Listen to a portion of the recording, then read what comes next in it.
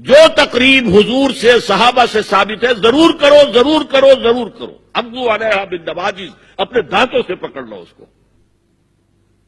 اور جو تقریب ثابت نہیں حضور سے اور صحابہ سے، یقیناً یہ کہیں باہر سے آئی ہے. یا تو ہمارا خاندانی پس منظر جو ہے، اکثر تو ہندوؤں سے مسلمان ہوئے. نمبر 1، نکاح مسجد میں. حدیث موجود ہے، ترمذی شریف کی روایت، اعلنوا ھذا النکاح واجعلوہ فی المساجد. نکاح کا اعلان عام کیا کرو، مسجدوں میں منعقد کیا کرو. میں حیران ہوتا ہوں کیوں نہیں علماء کرام نے اس کی طرف توجہ دلائی. عیسائیوں نے آج تک اپنے چرچ کی اور اپنے پادری کی عزت یہ رکھی ہے کہ شہزادے اور شہزادی کی شادی ہوگی وہ بھی پادری چرچ میں آئیں گے. نمبر 2، نکاح کے موقع پر کوئی دعوت طعام نہیں، کوئی ثابت نہیں. دعوت طعام صرف ایک ہے، وہ ولیمہ ہے. اور اس قدر معقول بات ہے، سب باپ اپنے سینوں پر ہاتھ رکھ کر سوچیں اور میری بات سنیں. کیا بیٹی کو گھر سے رخصت کرنے کا وقت جو ہے وہ خوشی کا وقت ہوتا ہے؟ خوشی نہیں ہے وہاں، صرف یہ ہوتا ہے اے سائی آف ریلیف کہ ایک ذمہ داری کا بوجھ تھا، اللہ نے آج پورا کرا دیا، اتروا دیا بوجھ. تو ان سے مرغ پلاؤ کھانا اور متنجن کھانا کوئی معقول بات نہیں ہے. معقول بات کیا ہے؟ لڑکا، اس کا گھر آباد ہوا ہے، وہ ولیمہ کرے. اس پر باقاعدہ احادیث اولبوا ولو بشاۃ، ولیمہ ضرور کرو چاہے ایک ہی بکری ہو تمہارے پاس. ذبح کرو، کاٹو، کھلاؤ گوشت اپنے دوستوں کو، احباب کو. یہاں تک کہا کہ بئس الطعام طعام الولیمہ، برا کھانا ہے ولیمے کا کہ اس میں غریبوں کو نہیں بلایا جاتا. ظاہر بات ہے، مسلی کھلانے کے لیے تو ولیمہ نہیں ہوتا، اپنے احباب کو، دوستوں کو بلایا جاتا ہے. پھر بھی میں تم سے کہتا ہوں کہ جسے ولیمے کے لیے بلایا جائے وہ اگر نہیں جائے گا تو اللہ اور اس کے رسول کے حکم کی نافرمانی کرے. تو جس رسول نے اتنی تفصیل سے حکم دیا ہو ایک دعوت کا، وہ دوسری دعوت میں بھی خیر ہوتا میں بیان کرتا. جب نکاح مسجد میں اور کوئی دعوت طعام نہیں تو بارات کا تصور خلاص. بارات کس بلا کا نام ہے؟ قرآن میں تو کوئی ذکر ہی نہیں، عربی میں یہ لفظ ہی نہیں. اجتماع طرفین مسجد میں ہوا، نکاح ہوا. لڑکی کو، حضرت فاطمہ کو رضی اللہ تعالی عنہا، کچھ خواتین جا کر چھوڑ آئی تھی اس حجرے میں جو ایک انصاری صحابی نے حضرت علی کو دیا تھا. ان کا تو کوئی گھر بھی نہیں تھا. کوئی حضرت علی آئے ہوں اور آ کر وداع کرا کے لے کے گئے ہوں. چوتھی چیز، جہیز کا کوئی تصور اسلام میں نہیں. خالص ہندوانہ رسم، خالص ہندوانہ رسم، خالص ہندوانہ رسم. ہندوؤں میں کیوں ہے؟ وہ اس لیے ہے، معقول بات ہے کہ لڑکی کا وراثت میں کوئی حصہ ہی نہیں. وہ تو جب گھر سے نکل رہے وہ دے دلا کے رخصت کر دو. دان دہیج یہ خیرات ہے، لڑکی کا حق کوئی نہیں ہے گھر پر. اسلام میں تو لڑکی وارث ہے.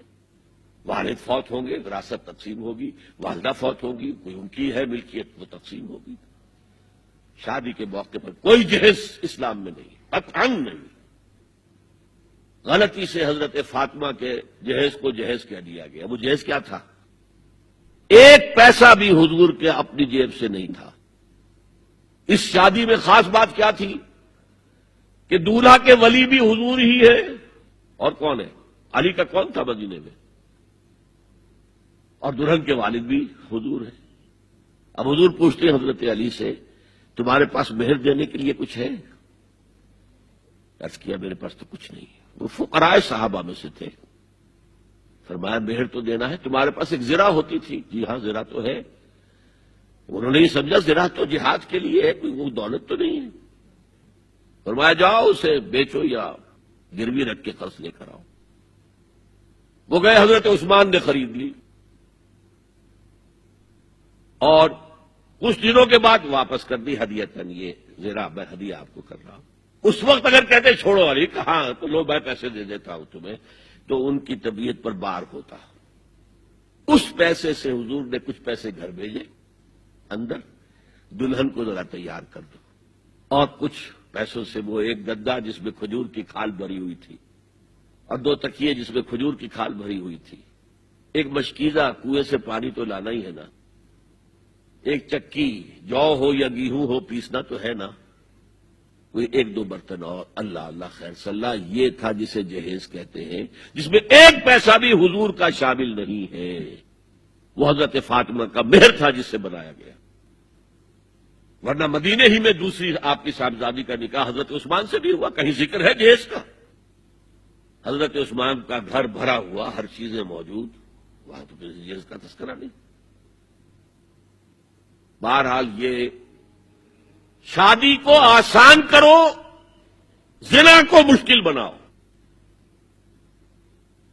یہاں شادی کے لیے 9 من تیل ہوگا تو رادھا ناچے گی، ورنہ یہ کہ بڑی ہو رہی ہے، عمر ہو رہی ہے، سب کچھ ہو رہا ہے، لیکن کچھ تقاضے تو ہے نا، آخر کچھ تو کرنا ہوتا ہے نا، آخر کچھ نہ کچھ لوگوں کو تو کھانا کھلانا ہی ہوتا ہے نا، بارات تو آخر آئے گی ہی نا، کچھ نہ کچھ تو دینا ہی ہوگا، کوئی جوڑے کپڑے، کچھ یہ اسلام کا فلسفہ جو میں نے 4-5 باتیں آپ کو بتا، فلسفہ یہ ہے کہ لڑکی کے باپ پر 1 پیسے کا بوجھ نہیں،